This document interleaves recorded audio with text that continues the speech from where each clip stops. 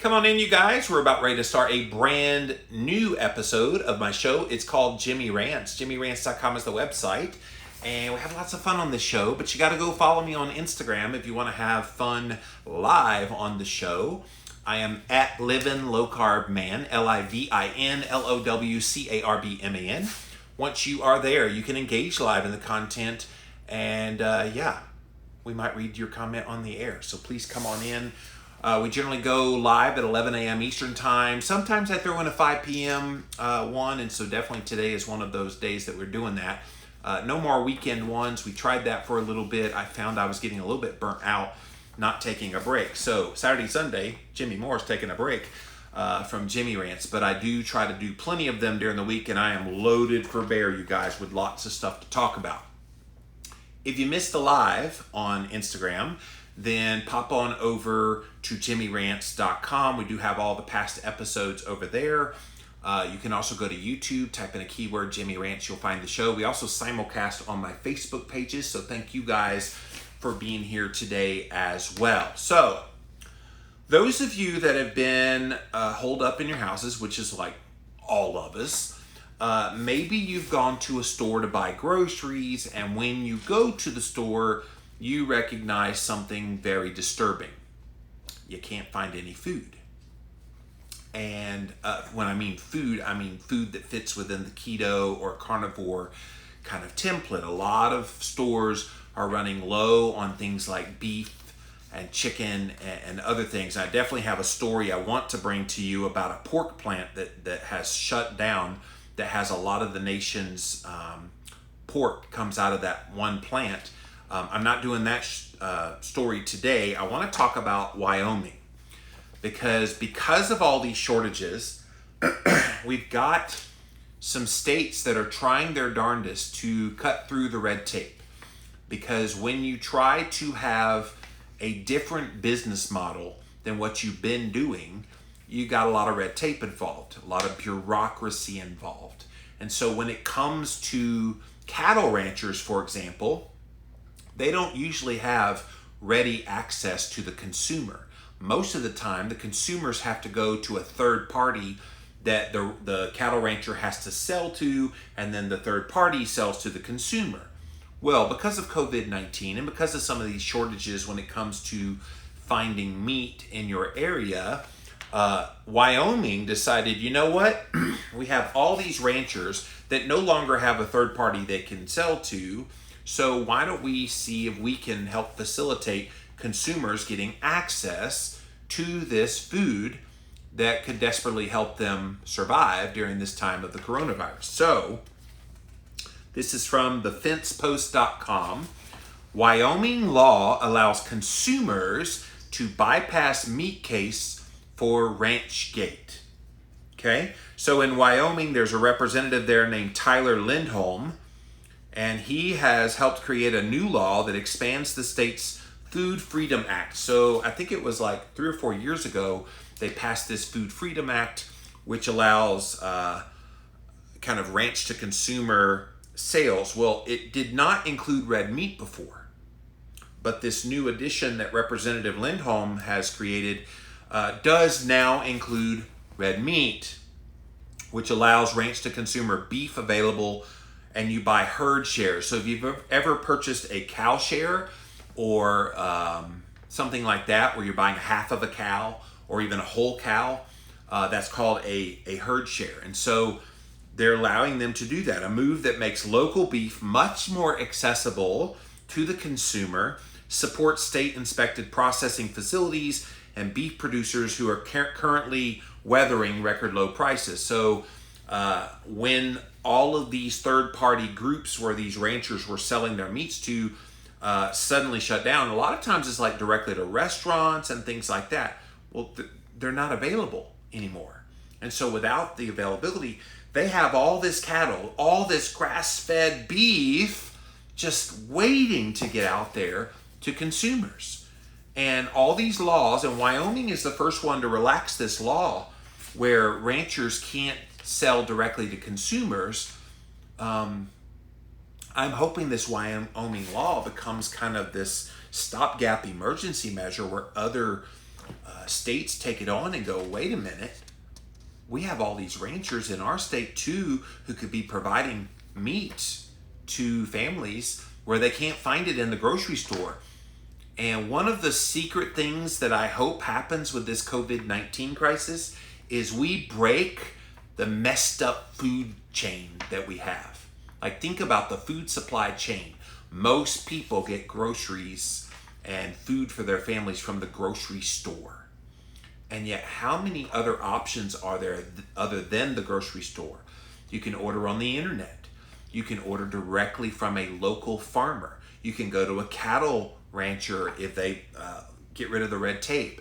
You can go to farmers market. There's so many other options, and yet everybody is funneled to go to a grocery store, which doesn't have necessarily always the best kind of foods you want. This is big news, guys. So Lindholm is a Republican lawmaker and a Sundance, Wyoming rancher. He just got elected to office. This is his first year, and he introduced the Wyoming Food Freedom Act. It was enacted in 2015, so that was 5 years ago when this got into law. The act allows some homemade food to be sold without any inspection at farmers markets, or they can sell directly off the farm, ranch, or home kitchen. Some products are not included in the Federal Meat Inspection Act, including poultry. Under the USDA's Poultry Products Inspection Act, a poultry producer may raise and sell chicken without inspection so long as the number slaughtered remains under 1,000 birds. However, beef, pork, lamb, and goat all fall under the Federal Meat Inspection Act, which was written, get this you guys, 1906. Has anything changed in the world since 1906? Yeah. That law claims that red meat must be processed in a facility inspected by a U.S. Department of Agriculture inspector only. Wyoming, he said, where beef is king, isn't a chicken state. He continued to seek creative solutions so that consumers could have access to local beef. Milk shares allow consumers to purchase raw milk. It's illegal in all but 11 states. But they can do it through a herd share agreement with the milk. The contract between consumer and producer allows for the owner of the herd share to obtain milk so long as it carries a warning label stating that the milk is not pasteurized. And in Colorado, the Department of Public Health and Environment is notified by the producer that raw milk is produced on their premises. So don't get me started on raw milk. There is perfectly nothing wrong with raw milk. Incredibly healthy, good, healthy fats in there, minimal impact on your blood sugar, not dangerous at all, but they make it seem like if you drink raw milk, you're going to keel over tomorrow of listeria. And so a lot of bad things about that. But that's not the point of this story. The point of this story is they're trying to get through the loopholes and all the red tape that prevents people from having something as delicious and nutritious for their bodies as grass-fed beef. This is big news, guys. And if Wyoming is doing this and it's successful there and consumers are having access to food, how many other states could very quickly get on this and start talking to ranchers in their state and say, hey, look, we want to help you out. How much goodwill would happen from that too? Because now you've created a cozy relationship with ranchers. You've given consumers the opportunity to be able to reach those ranchers and get that food. This is really, really good news. Lindholm followed the model of raw milk dairies to provide local beef more available to consumers, knowing that the process of licensing and labeling for retail sale is a complicated process and can be a barrier for consumers and products alike. Translation, if it has to go through all that rigmarole, it just adds more cost. But if the rancher can go straight to the consumer, all those middleman costs are gone, and guess what? You can get grass-fed beef, let's just say hamburger meat, for example, for like $2.99 a pound, which is very competitive with what you would get with regular ground beef that's not grass-fed. With the bill signed by Governor Mark Gordon, the timing is positive, allowing consumers to completely bypass the meat case at their local grocery store and head for the ranch gate. I love it. And I think if this brings us closer to where our food comes from, like imagine taking your kids to one of these ranches and you go, look kids, see all those cows out there? That's where our food comes from. You like hamburger? Yeah. You like taco meat? Yeah. You like steak? Yeah. Came from Betsy over there. How powerful is that? Like I have a very small scale version of that in my backyard. I've got 22 backyard chickens. I look at those chickens right in the eyeballs and I know they're providing me food in the form of eggs right now.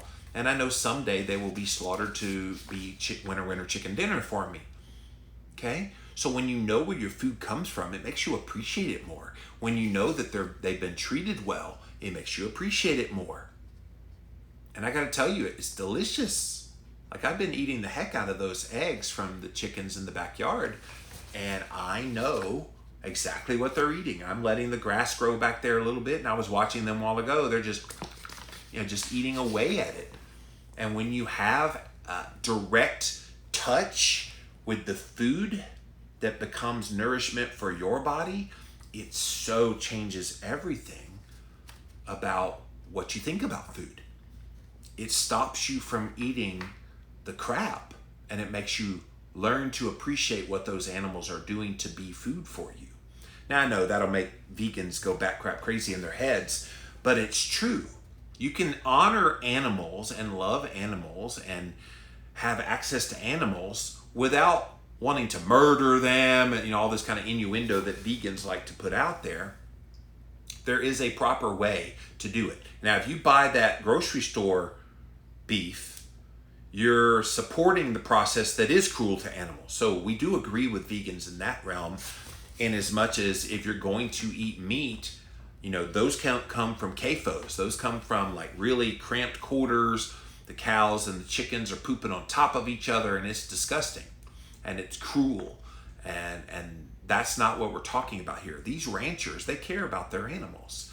They're making real whole food available. So how cool would it be to take your kids there and let them see where real food comes from?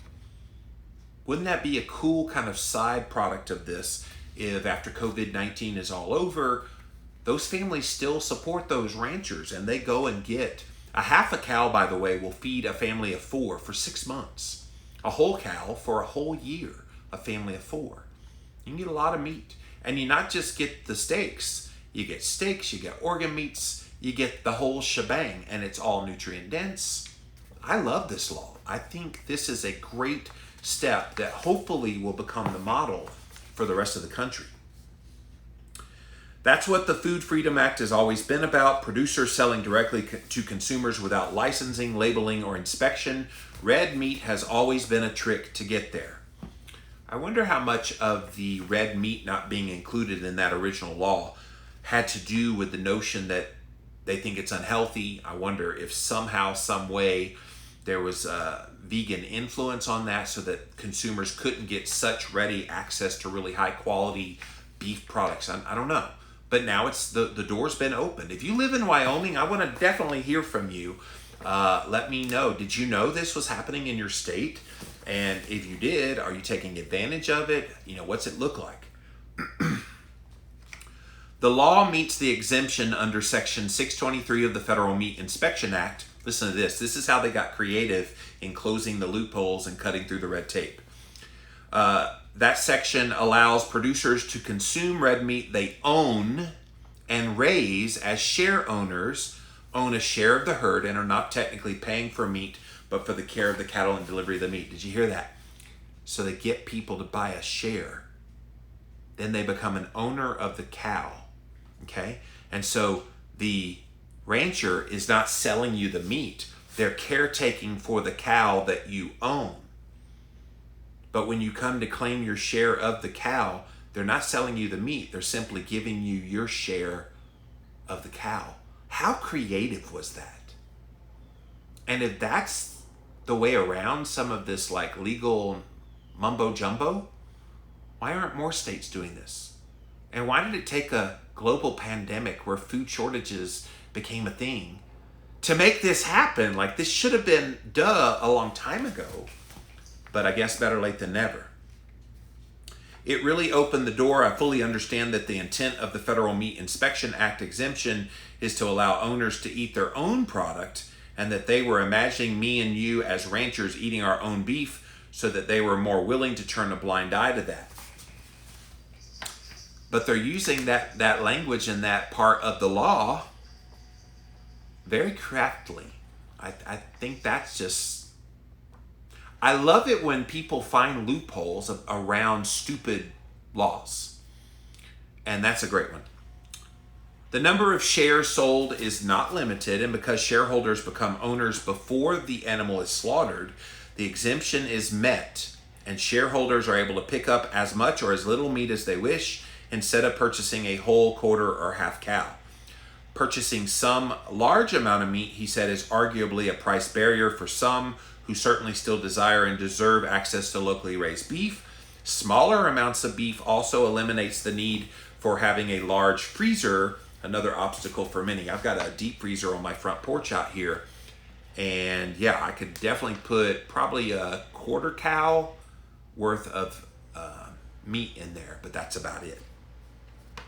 In the process of drafting the law, Lindholm sought counsel regarding whether reporting requirements or standardized forms ought to be required. In the end, he said he rejected those based on the predication that a rancher serious about offering herd shares will create their own system. So that being said, the Farm to Consumer Legal Defense Fund, which is wonderful, I have been a supporter of theirs, I've given them money, Farm to Consumer Legal Defense Fund, is drafting standardized share language that will be available for use. And I hope people use that language that are in other states. Maybe you're close with a lawmaker, a state lawmaker where you live. Maybe you can print that out and give it to them and let it be the way that you get access to real whole food in the form of red meat from local providers in your area. While Wyoming put in the statute that this can happen, technically you could do this in any state. By the Federal Meat Inspection Act exemption, you could do this. And my advice, I like having this backup of state protection, also having a regulatory agency that understands the intent of the legislature. My recommendation would be for other states to pass a law like this to ensure that consumers are completely protected. The last thing you want is to consumers to be caught in the middle of a squabble over a law. And so maybe you plop down $500 to get a certain amount of share of a herd, and then somebody steps in and says, no, you can't do that. So Wyoming is showing us the way of how to do that. Lindholm State is home to 3 USDA inspected processing facilities. He said he didn't hear any negative feedback from any of those operators. He believes it's a sidestepping stone for producers who are considering offering retail beef to dip their toe in the water and make the decision of continuing on a larger scale using a federally inspected facility. And Wyoming state inspected facilities can process meat for retail if it doesn't leave the state.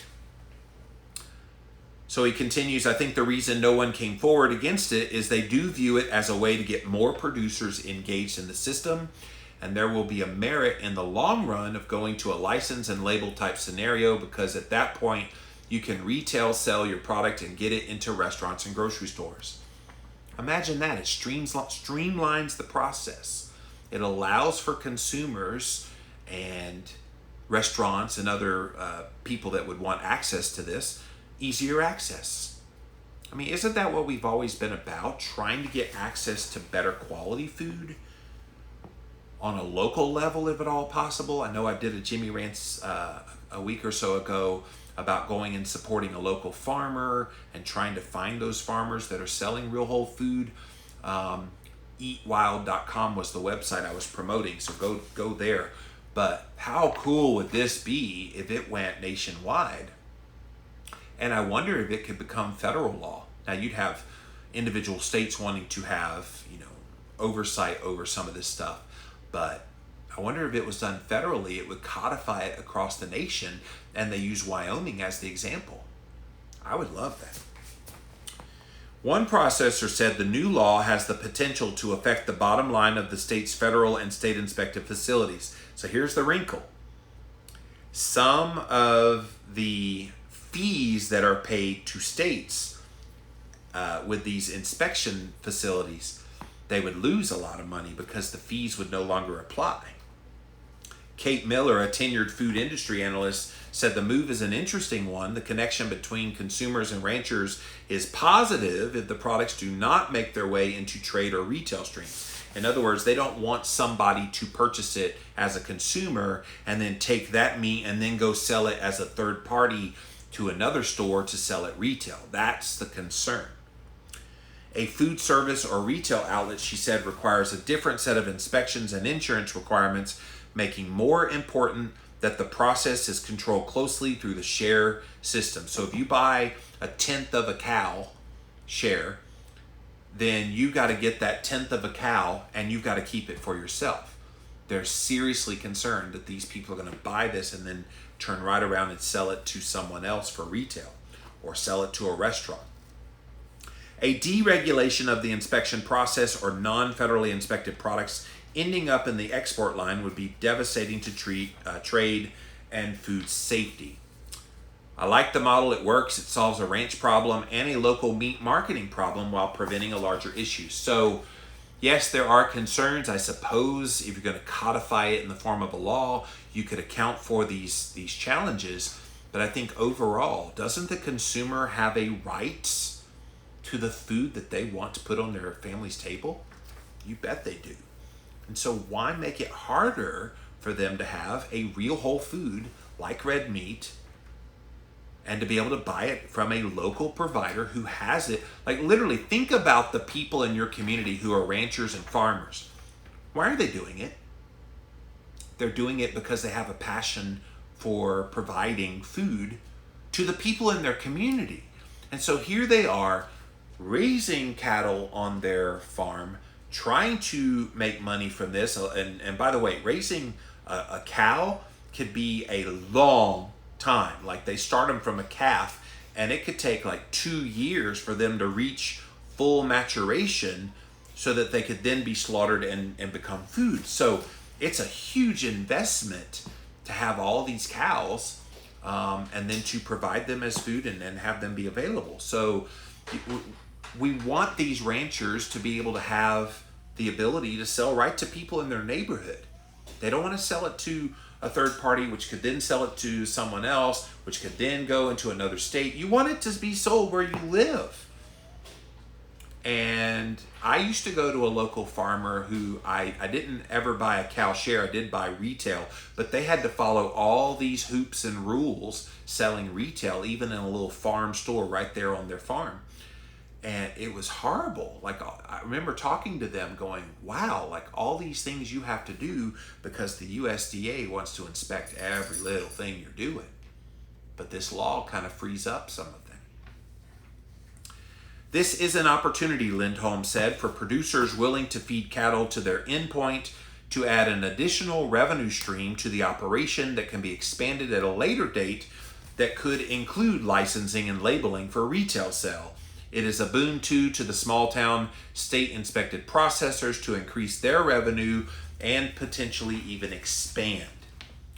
Corey Lewis said her mom, the late Representative Kimmy Lewis, encouraged the Colorado legislature to study this concept while she was in office.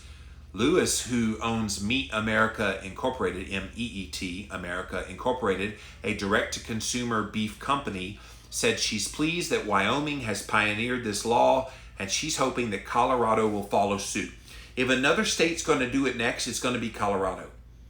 They tend to be a little more on the progressive side of these kinds of things. I would think California might be in the running as well. Really anywhere where there's ranches and ranchers can actually provide this. So I think this is huge, guys.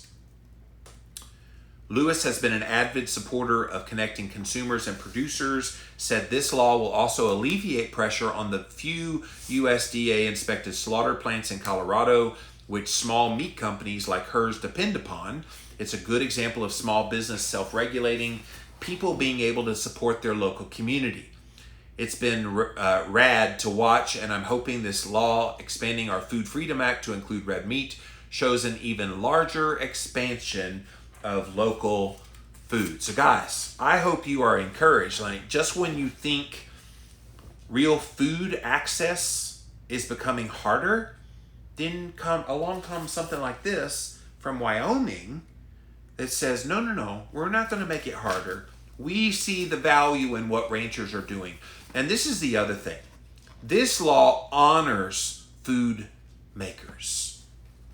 I think sometimes ranchers and people who provide animal-based foods especially, they get unfairly vilified.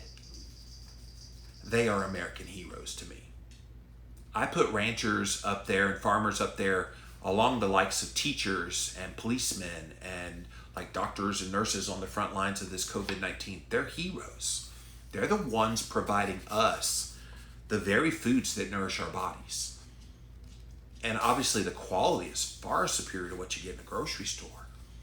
Give me grass-fed, grass-finished beef all day, every day, and I'm going to be far healthier because of that.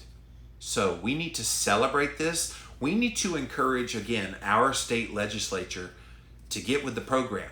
Take Wyoming as the example of how this can work.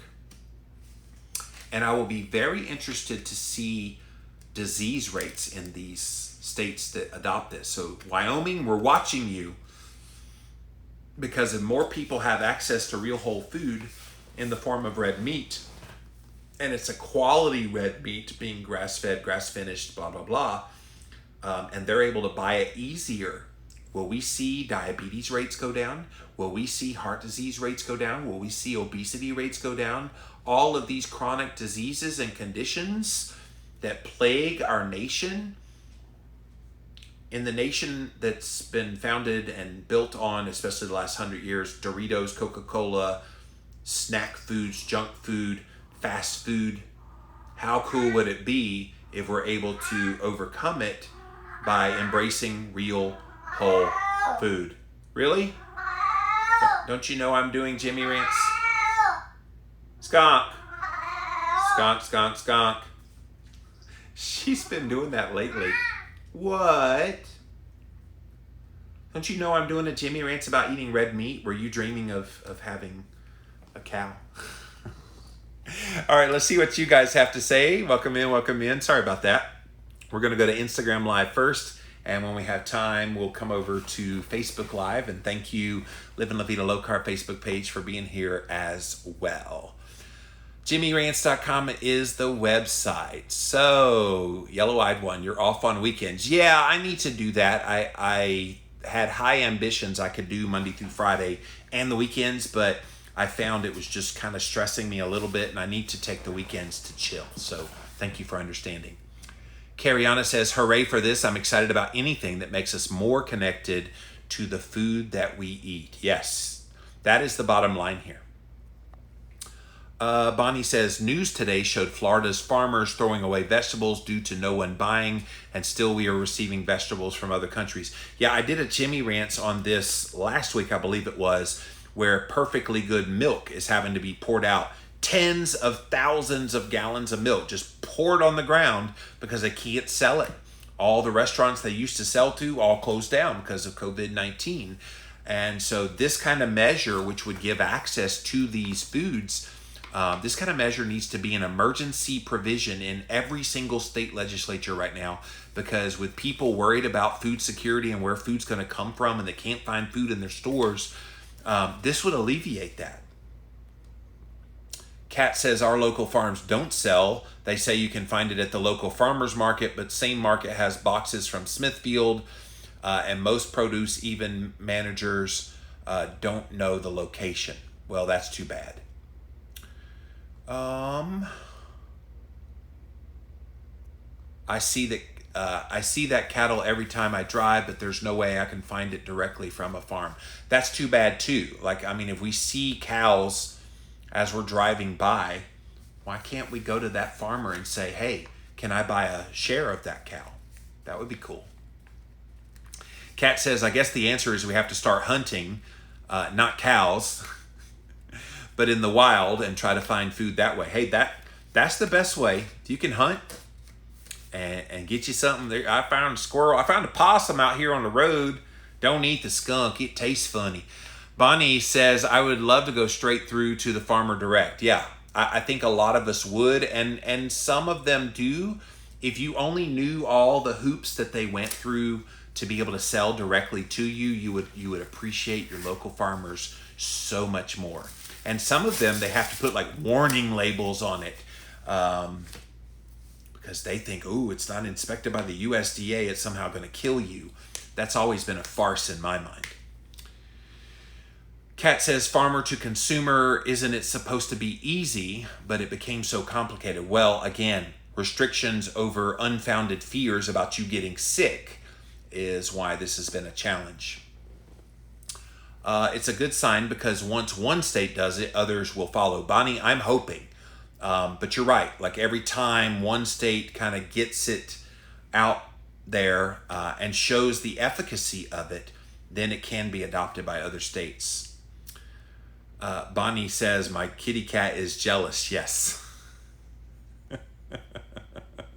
Linda says, my Boston is looking for your cat. Yes. My cat's very loud lately. I posted it on Instagram story last night. She does that from time to time. Now she's in her bed over there, just happy as a clam. But she has these moments where she's like, what the heck are you doing? Robert says, what was the website that had the local farmers in your area? Yes, eatwild.com. Thank you, Robert, for the question. That's my cousin, by the way. What's up, Robbie? Cat's stomach is turning on from that topic. Yes, probably hungry thinking about grass-fed beef. So, all right, thank you, Instagram Live. I'm going to pop over here to Facebook Live. What's up, you guys? See what you guys have to say here about this topic.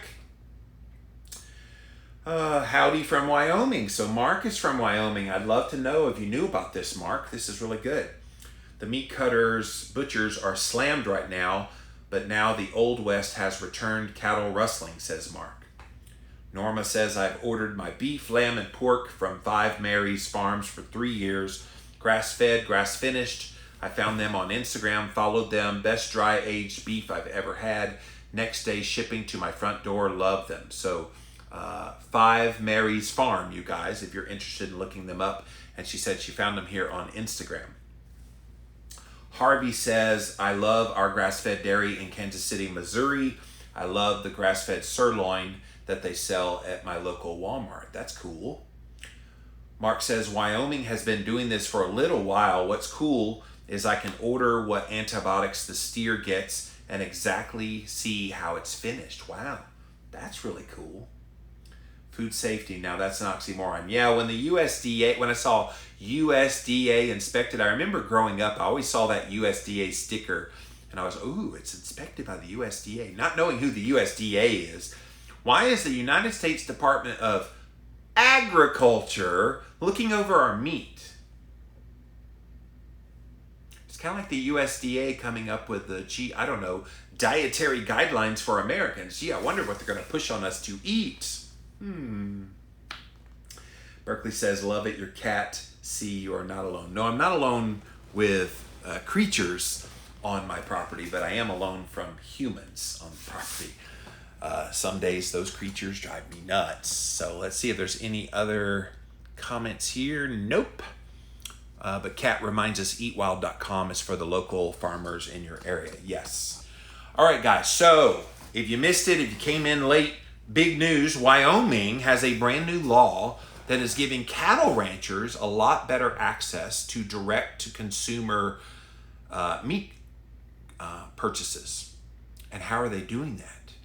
It's crafty, guys. They basically got around the federal inspection law by selling the cow to consumers, a share of the cow. So let's say 12 different people want to buy one cow. So you're buying 1/12 of a cow, and so you're buying the cow. You're not buying the meat, you're buying the cow. And then the rancher is basically the caretaker of the cow. And then when the meat is processed at the plant and brought back to the consumer, they're just basically giving their share of the cow. That is creative. Like, whoever came up with that, kudos. Kudos. And there's nothing they can do about it. It's right there in the law. They're allowed to create it for personal consumption of the owner of the cow. So if you become an owner before it becomes meat, that's so good. Like, brilliant. All right, so there's so much more out there, you guys. And I was going to do a Jimmy Rants about the shortage. Smithfield Farms had to shut down, and they're one of the major producers of pork in America. I will do that Jimmy Rants at 11 a.m. tomorrow, so Eastern time. So definitely check it out, 11 a.m. And find out what that means for things like bacon and ham and other sources of keto and carnivore foods. You might see price increases. So be ready for that. I'll do a whole Jimmy Rants all about that at 11 a.m. on Wednesday. So that's it for this episode of Jimmy Rants. JimmyRants.com is the website. Check it out. But go follow me over on Instagram. I'm at Livin' Low Carb Man, LIVINLOWCARBMAN. Once you are there, engage live, just like all the wonderful people who were here today. We also simulcast over on my Facebook pages, so thank you guys for being here as well. Go to JimmyRants.com to see all the past episodes. Type in a keyword, Jimmy Rants, over on YouTube. Shout out to all my YouTubers who watch these videos faithfully. And yeah, that's it, you guys. We'll be back again soon with another episode of Jimmy Rants. That's